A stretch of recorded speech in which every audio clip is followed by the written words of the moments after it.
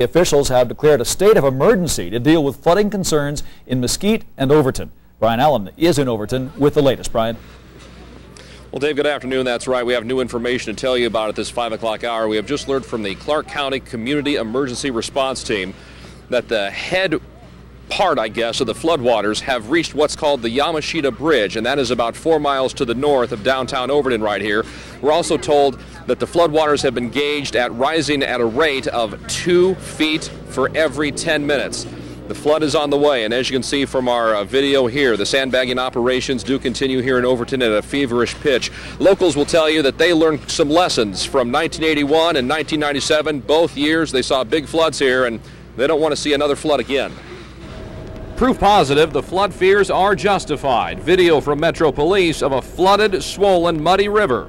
In the river's path, the town of Overton. Just got the word that everybody had to start evacuating.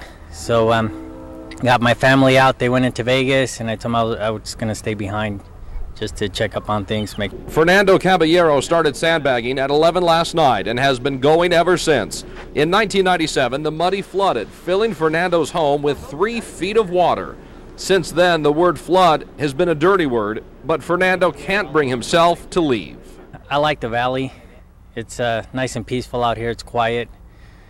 And I like the fact that the community just rallies together to help out. Throughout the town, the work continues. Businesses and homes all reinforced and fortified. A town holding its breath, waiting for the river to make its next move. That the flood is still coming. It wiped out part of Bunkerville, Mesquite, and it was on its way down. So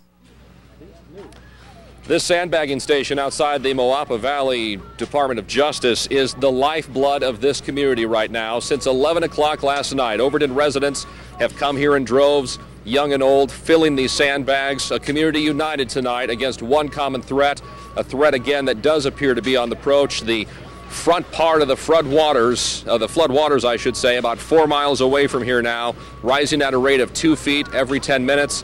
What these folks dread, it appears, is going to come to fruition very soon. We are live in Overton. Brian Allen, Channel 8 Eyewitness News. Brian, do they need more help with the sandbagging there?